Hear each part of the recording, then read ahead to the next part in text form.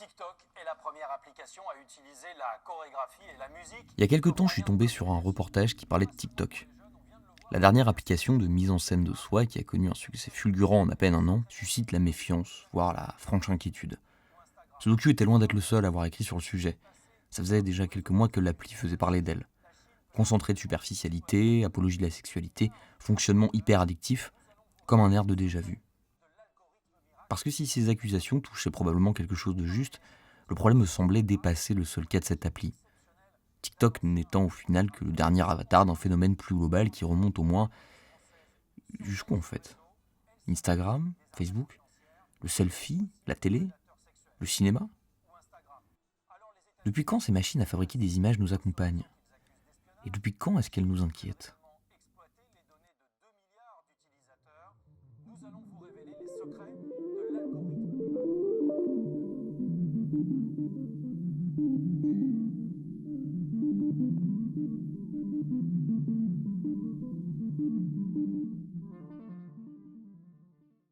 Évidemment, vous vous en doutez, la relation intime entre les humains et leurs images n'a pas attendu TikTok ou la perche à selfie. Mais du coup, depuis quand? Petit flashback de 40 siècles, en moins de 5 minutes. Car ça fait 40 000 ans, au moins, que l'humain produit des images de lui-même et de son environnement. Encore aujourd'hui, on ne connaît pas la motivation ni les fonctions à l'origine de ces peintures murales. Récits mythiques, répertoire de connaissances, pur plaisir esthétique ou tout ça en même temps. Ce qui est sûr, c'est qu'au sein de multiples cultures existe un besoin, ou au moins un désir, de représenter le monde en dehors de nos esprits. Une tendance qui ne faiblira pas, mais qui déjà pose question. En représentant le réel, l'image le dédouble. Mais de quelle façon? Est-ce qu'elle le reproduit? Est-ce qu'elle l'imite? Le dénature? Pour le philosophe Platon, l'image est une illusion qui fait obstacle à la compréhension du réel.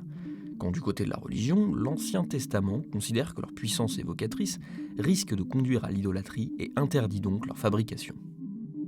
Mais malgré cette réticence initiale, et contrairement à l'islam et au judaïsme, la chrétienté va s'affirmer pendant près de 1000 ans comme le personnage principal de l'imagerie occidentale, à travers une multitude de fresques, d'icônes, de vitraux ou d'enluminures, dédiés à la contemplation sensible des figures et épisodes bibliques. Car selon l'Église, il ne s'agit pas de vénérer ces images, mais de ressentir par la contemplation des formes l'aura du divin. Une suprématie qui, au contraire de Dieu, n'est pas éternelle. Car aux alentours du XIVe siècle, la religion va peu à peu voir son influence sur l'illustration du monde décroître. À l'amorce de ce qu'on appellera plus tard Renaissance, la représentation redescend parmi les hommes et les faiseurs d'images explorent de nouveaux territoires. Si la religion est loin de disparaître, le pouvoir terrestre se met davantage en scène en associant symboles sacrés et profanes, que ce soit pour vanter les mérites du bon gouvernement d'une cité ou le prestige d'un souverain. En cherchant à marquer les esprits, inspirer l'admiration ou la crainte, susciter l'engagement pour une cause, s'affirme une relation au long cours entre image et politique. À l'écart des lieux de pouvoir, le trivial et le populaire s'invitent également de plus en plus sur les toiles. Avec les scènes de genre s'incarnent des moments de vie, des gestes, des visages et des corps à la fois banals, précieux, voire émouvants, puisqu'ils constituent aujourd'hui une des rares sources sur la vie quotidienne de l'époque. Durant cette période, l'intense travail visant à améliorer les techniques picturales s'accompagne d'un changement de vision du monde qui cherche à représenter fidèlement les hommes et leur environnement, l'harmonie des réalisations humaines faisant écho à celle du divin. Parmi elles, la perspective, perfectionnée par Léon Battista Alberti, sera un support visuel autant qu'intellectuel aux images et à la philosophie humaniste de la Renaissance. Le progrès des capacités à reproduire le monde de façon réaliste va également entraîner beaucoup de réflexions sur le statut de l'image vis-à-vis du réel. Contrairement au philosophe Platon qui associait image et illusion, se développe l'idée que des images précises et détaillées peuvent au contraire aider à la compréhension du monde. Les sciences et les techniques, alors en plein développement, vont être à l'origine entre le XVIe et le XIXe siècle d'une des plus importantes et diverses imageries. Cartes du ciel et du monde, inventaires zoologiques et botaniques, plans détaillés aux visées anatomiques ou mécaniques, il faut tout voir pour savoir.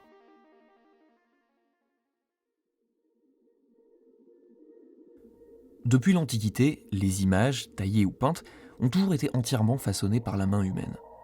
Alors en limitant l'intervention de l'homme à quelques réglages et manipulations d'une machine qui effectue ensuite seule la capture du monde, la photographie qui apparaît dans les années 1840 représente un bouleversement visuel sans précédent, et relance comme jamais la question de la relation entre image et réalité. Le 19e siècle va être une période charnière dans notre rapport au visuel, et un moment où les liens entre image et technologie se resserrent considérablement. En plus de la photo, le perfectionnement des techniques d'impression permet de produire des milliers d'images couleurs en un temps record. Sur le plan politique et économique, la libéralisation de la presse et de l'affichage public, associée au développement de l'industrie et de la pub, offre un terrain de jeu pictural inédit. Affiches, unes, illustrations, caricatures ou emballages divers. Les rues et les maisons se remplissent d'une multitude de formes et de couleurs, et on pourrait presque dire que se déroule ici la première invasion des images. Et la pulsation des bouleversements technologiques ne s'arrête pas là. À la toute fin du siècle, l'image ne se contente plus de représenter un instant figé, elle se met en mouvement. Dans les décennies suivantes, cette image mobile ne cessera de prendre de l'importance. Les icônes deviennent des stars, passant de la salle de projection au papier glacé des magazines où elles accompagnent des réclames toujours plus nombreuses, inventives, captivantes. Puis le grand écran se fera petit pour mieux entrer dans les foyers. Comme le dira le philosophe Gaston Bachelard en 1949, le XXe siècle sera celui de l'image. Mais avant d'arriver jusqu'à nous, une question peut se poser. Pourquoi avoir fait toutes ces images ? Pourquoi ne pas s'être contenté de mots ou de sons, de gestes, de chorégraphies ? Pourquoi avoir eu le besoin de représenter et se représenter son environnement et ses pensées ?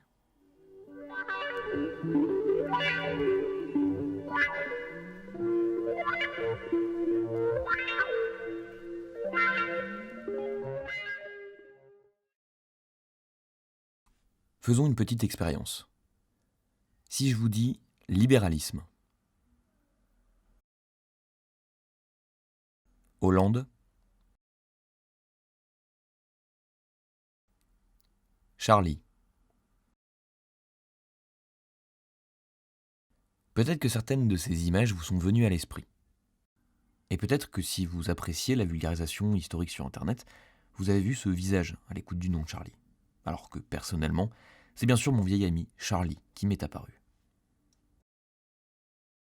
Une des raisons à l'origine de ces associations subites et inconscientes pourrait se trouver dans le fait qu'il existe un troisième monde entre notre esprit et le réel.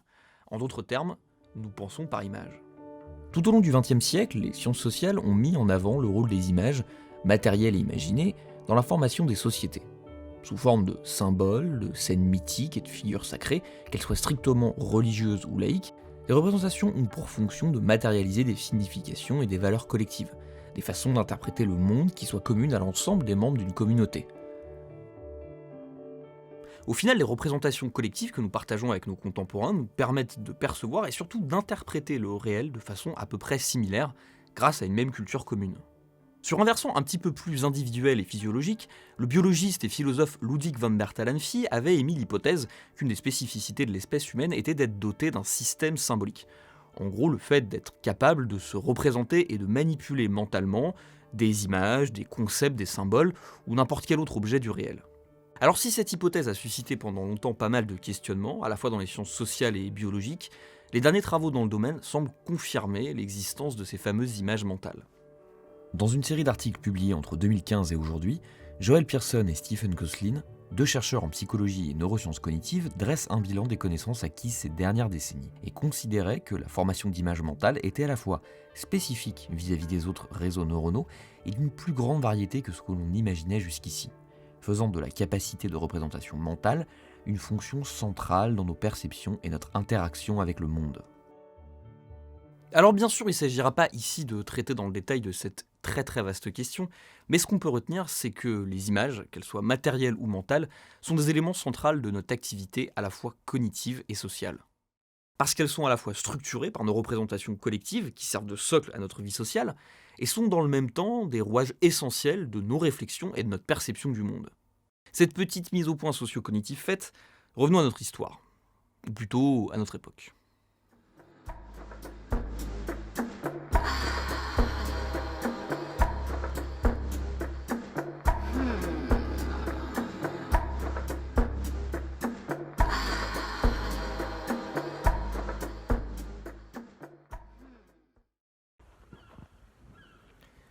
Avec le développement de l'informatique, d'Internet et des smartphones, les capacités de production, de stockage et de diffusion d'images ont connu une progression vertigineuse.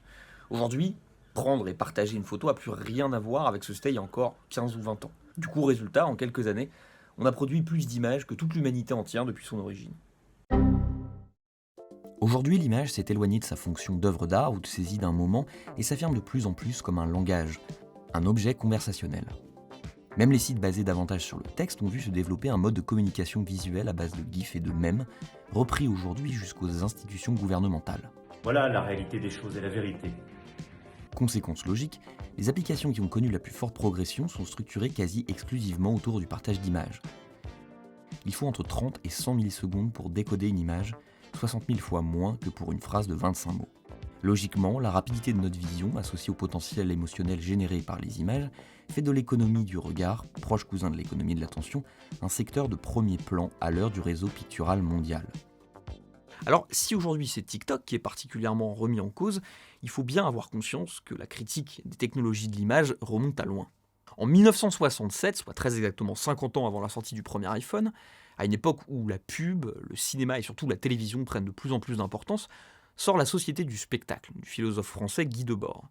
Un livre aujourd'hui quasi mythique qui sera ensuite adapté par son auteur en un film, dont voici un extrait. Toute la vie des sociétés dans lesquelles règnent les conditions modernes de production s'annonce comme une immense accumulation de spectacles. Tout ce qui était directement vécu s'est éloigné dans une représentation. Les images qui se sont détachées de chaque aspect de la vie fusionnent dans un cours commun en tant que pseudo-monde à part, objet de la seule contemplation. La spécialisation des images du monde se retrouve accomplie dans le monde de l'image autonomisée où le mensonger s'est menti à lui-même.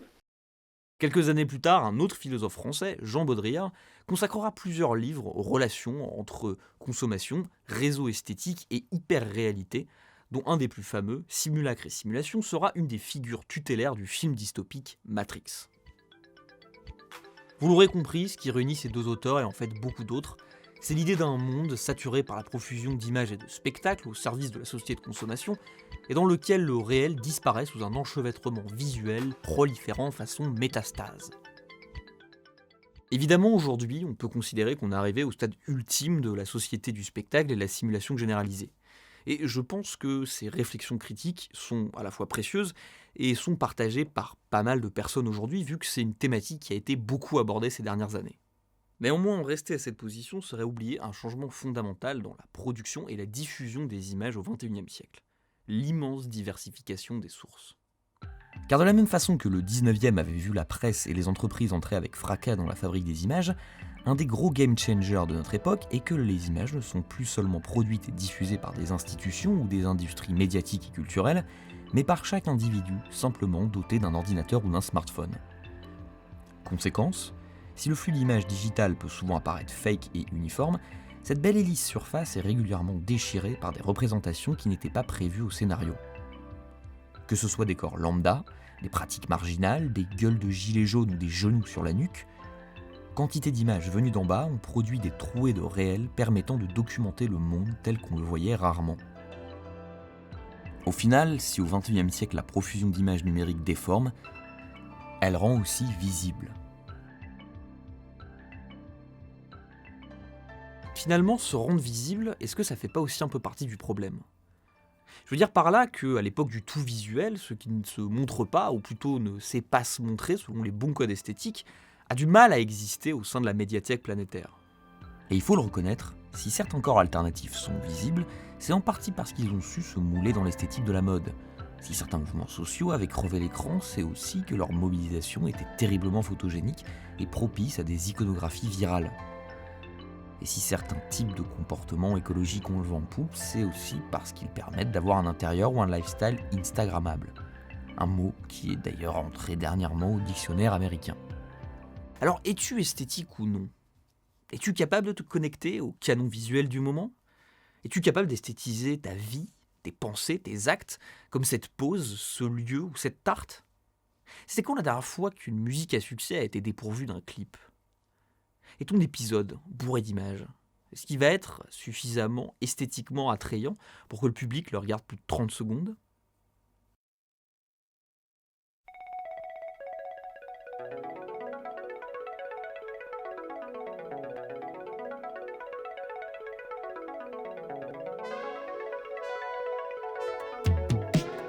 Quand j'étais gosse, j'avais ce livre, Le Soldat Caramel. Je le relisais, ou plutôt le regardais en boucle. Ses formes et ses couleurs minimalistes qui illustraient une histoire complètement perchée dans un univers étrange avaient accaparé mon esprit pendant bien 6 mois, ce qui est une éternité quand on a 6 ans. De ces images, j'ai peut-être tiré un goût pour certaines formes comme celle du peintre Paul Klee. Je me demande si le fait d'être confronté à une masse constante d'images comme aujourd'hui permet encore de ressentir ça. Et sincèrement, j'ai pas la réponse. Mais c'est vrai que si l'image 2.0 a clairement mordu sur le territoire du langage, j'ai le sentiment que d'une certaine façon, elle s'est aussi un peu bouffée elle-même. Et que l'image, en tant que fenêtre sur le monde ou sur un univers un peu singulier, est un peu en train de s'éloigner au profit de quelque chose dont on se bourre de façon automatique et en flux tendu. Que l'impact esthétique a remplacé le voyage de l'imagination. Le problème, c'est qu'à force de survaloriser notre organe visuel d'une certaine manière, nos autres façons de saisir le monde risquent l'atrophie. Les millions de représentations qui nous accompagnent et nous sollicitent en permanence balisent notre imaginaire et risquent de l'épuiser. Alors bien sûr, il y aurait bien cette solution. On n'est pas bien là ? On dit bien que le luxe, c'est l'espace, non ? Bon ok, j'arrête les conneries. La désertion n'est pas vraiment envisageable, puisque le retour en arrière sont compliqués et comme on l'a vu, la production d'images est intrinsèquement liée à notre espèce. Il n'est donc pas certain que fermer les yeux et les applications suffisent. On ne supprimera pas les images sur les murs, les écrans ou dans nos têtes, et je ne jouerai pas ici le logos du texte contre le pathos de l'image. En même temps, si les images sont des rouages essentiels de notre cognition et de notre rapport au monde, alors à défaut de les supprimer évidemment, il pourrait être pas con d'essayer d'en prendre soin. Réfléchir à ce que pourrait donner un meilleur rapport aux images, une sorte d'écologie de notre écosystème pictural. Ou alors la bouffe. C'est pas mal ça la bouffe. Une diététique visuelle. Genre comme avec la bouffe, il s'agirait évidemment de se faire plaisir, voire pourquoi pas s'autoriser la junk food, tout en faisant attention aux excès, et surtout, varier les types d'images. Le peintre Paul Klee, justement, grand fabricant d'images s'il en est, écrivait que l'art ne servait pas à reproduire le visible, mais à rendre visible. Par là, il désignait les choses qui font partie du réel, mais échappent à la présence explicite ou aux mots du langage. Comme l'érotisme est démultiplié non par ce qu'il montre, mais par ce qu'il suggère, les images vertueuses pourraient être celles qui enrichissent l'imagination au lieu de viser la satisfaction instantanée. Désautomatiser le regard. Un peu moins d'images industrielles, spectaculaires ou standardisées, un peu plus d'images singulières, déconcertantes ou poétiques. Des images qui montrent moins et nourrissent plus. Des images rapides, des images lentes, des images qui font rire ou bander, et des images qui déstabilisent ou font penser. Alors peut-être.